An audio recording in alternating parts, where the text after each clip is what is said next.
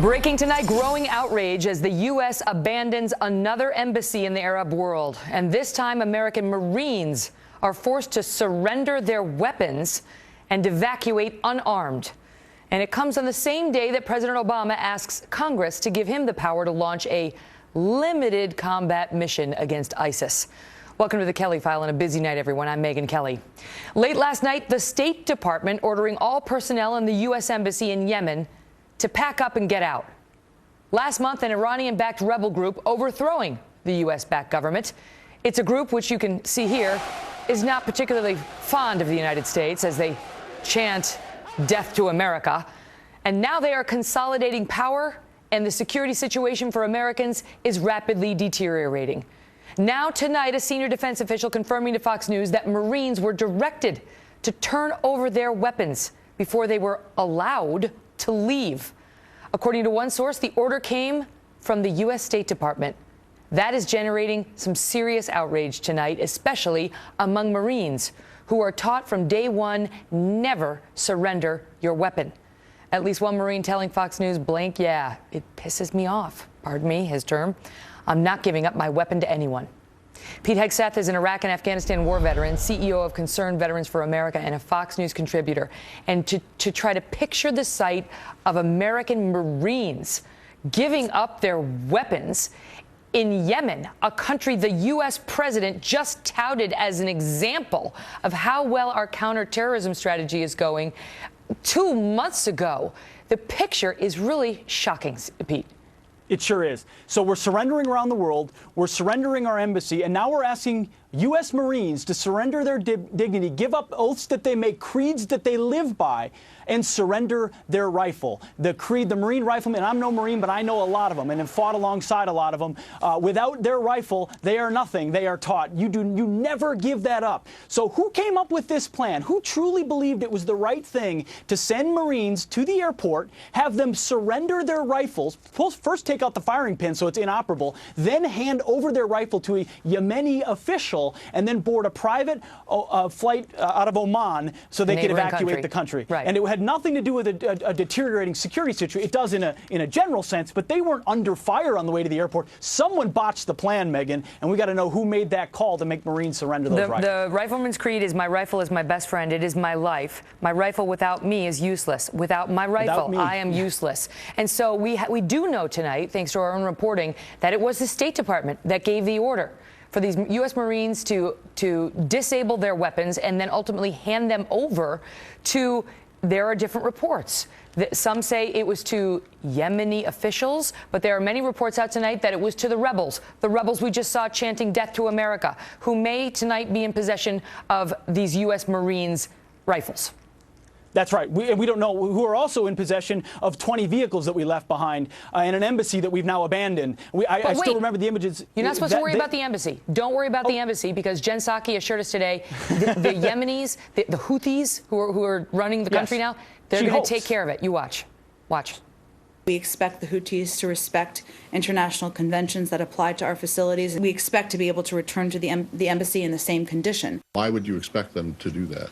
Or you just hope that they would? Well, we certainly hope they would. They've made public statements about how they are not, they have no desire to go after our interests. We expect them to abide by their own statement. What about the statements about death to America? Megyn, they hope that these vehicles will be there and our embassy will be in it is maddening how naive this administration is, and it manifests itself all the way down to the humble action of a Marine having to give up their personal firearm, because now John Kerry's State Department clearly hasn't learned what Hillary Clinton's State Department never learned, that you got to have a contingency plan in these situations. Benghazi was one thing, but here in Yemen, we knew this had been happening. This had been happening over weeks. We had Marine amphibious vessels off the coast prepared to respond. This is a Marine infantry company. They had Osprey helicopters, C-853s. I mean, they've got all the assets they would need to recover these guys. They decided not to through the military because some politically correct State Department official felt like they should leave with their tail between their legs to respect some local custom. And it's indicative of the foreign policy of this administration. And that's why we get so fired up about this. It's not just about Marines and their rifles. It's about the signals and the optics it shows to the entire world, The image of American Marines That's right. handing over their rifles to possibly these rebels, or at best, some of these Yemenis who are insisting they disarm, is quite something. Pete, good to see you. Thank you.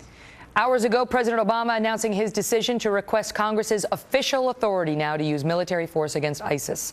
The president claiming jihadist fighters are losing faith now that they can continue fighting. But a top defense official in the president's own administration, just hours before the president was saying that, was testifying on Capitol Hill with a very different assessment of the threat we face. And we've seen reports of sinking morale among ISIL fighters as they realize the futility of their cause. The rate of foreign fighter travel that we've seen in recent years is unprecedented. I will only send our troops into harm's way when it is absolutely necessary for our national security. Any hope of enduring security or defeating organizations like ISIL rests in our ability to diminish their appeal and to dissuade individuals from joining them in the first place. General Jack Keane is a retired four-star general, chairman of the Institute for the Study of War, and a Fox News military analyst. Before we get to that, General, your comments, your thoughts on this Yemen thing and U.S. Marines laying down their weapons at the orders of the State Department. Well, first of all, if it was any concern about security, we should have brought people in to assist with the evacuation. A security force brought our own airplanes in there to do that and evacuate people under arms as they properly should be.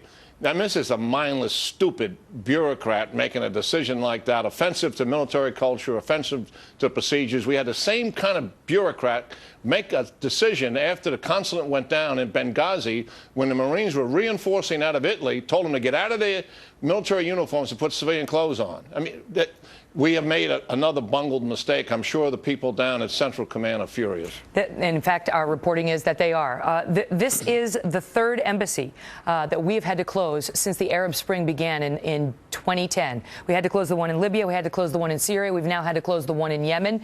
The question is whether the United States and our influence is being chased out of the Middle East, while that of Iran and other extremist groups is rising. Yeah, absolutely. The significance of this, I mean, it's humiliating and upsetting about the Marines, but the geopolitical significance is very real. This is a strategic setback for the United States and our partners in the region, because this is all about Iran. This is Iran gaining influence and control over another capital and country: Beirut, Lebanon; Damascus, Syria; Baghdad, Iraq; and now Sana'a, Yemen. This is real. The Houthis, after they get settled and established, will begin to look like the Hezbollah. They will receive missiles, rockets, sophisticated equipment. Yeah, the Houthis in Yemen.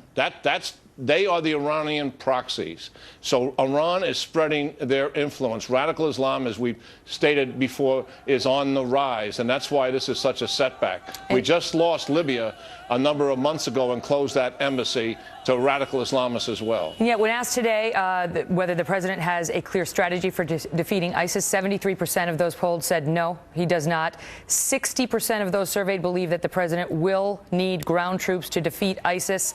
And the president comes out today and tells everybody not to worry. Their morale is really low. They kind of realize, like, it's not going to happen the way they want it to happen. They realize it's futile. That didn't sound like what his top executives were saying.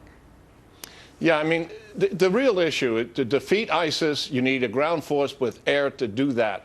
In Iraq, we obviously have a local indigenous force that we're not strengthening enough to do it. And given the restrictions the president is imposing, if that force doesn't succeed, then there's going to be no U.S. ground forces with a coalition to take up the slack, so to speak. In Syria, it's actually worse, Megan. In Syria, we have no ground force whatsoever to defeat ISIS. We're depending, as the president stated, on the Free Syrian Army, which are down to a few brigades. They don't fight ISIS. They are fighting Assad, and he's pounding them every day with air power. We're going to train a few thousand of them in this upcoming year. They would never be able to go against the hardened ISIS fighters who number in the 40s or 50,000. So where is the ground force in Syria? It's not there. Why isn't there? This is the dirty little secret. The fact of the matter is, everyone knows to bring in an Arab coalition on the ground to include the Turks, we would have to do something about Assad's air power. We're not going to do that.